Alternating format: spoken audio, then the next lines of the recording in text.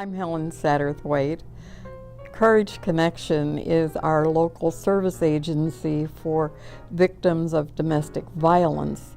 It's a very important service to our community and one that has recently gone through a crisis of funding. Yes. I'm Dorothy Bell, and the idea for the $5,000 project came from our esteemed leader, Helen Satterthwaite. And that came after a general meeting that Dick Ziegler had put together in order for people here in our community to get some idea from the executive director of Courage Connection just how dire the circumstance was for funding.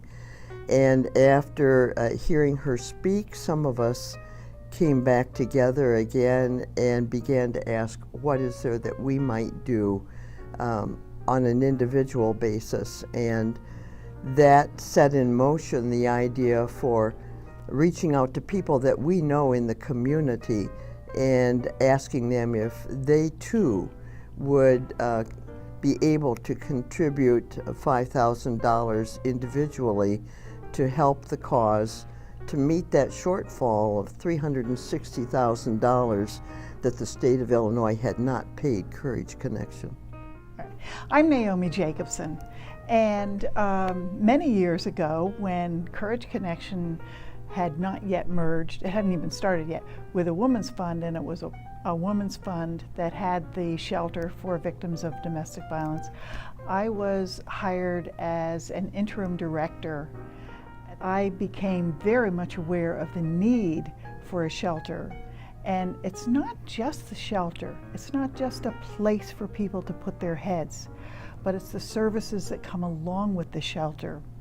The people who go to court for the women who are trying to get an order of protection. The people who are counseling these women, trying to help them get their lives back together, counseling their children. So there's a whole lot that goes on at Courage Connection. I think it was such an important thing to help keep them going in their crisis. You know, they try to meet crises of women's lives, but they were facing a huge crisis and they needed that met. So it was really important to get on board and get some other women on board. And what we did, we felt that it was quite successful. I'm Holly Jordan. I was especially enthused about this project because I was on the board of Courage Connection, formerly a women's fund, I think from 1981 to 1990.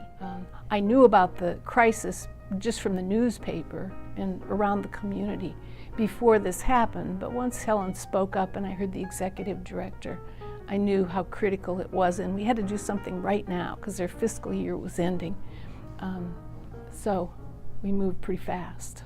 We each contributed names from the various parts of the Champaign-Urbana community that we were involved with, and I think we came up with a pretty darn good list.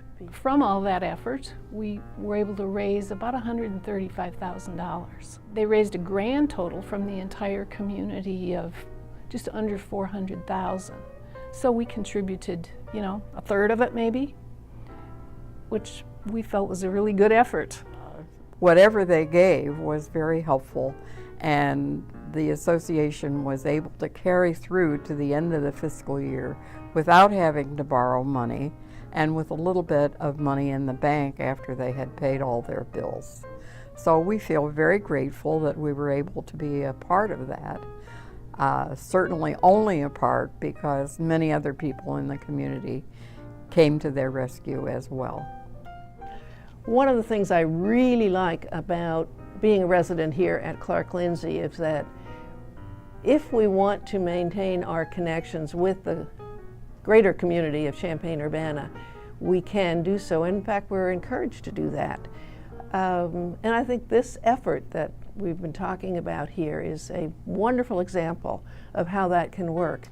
In a crisis, this community comes together and does something, and by this community I mean Champaign-Urbana and the community of Clark-Lindsey. So I thought, okay, we got to do this and we got to make it successful. And I talked to a lot of people in addition to helping with the letters that went out, and it was a terrific feeling. I'm very proud of all of us for having pulled this off. I hope it works. I hope the future is bright.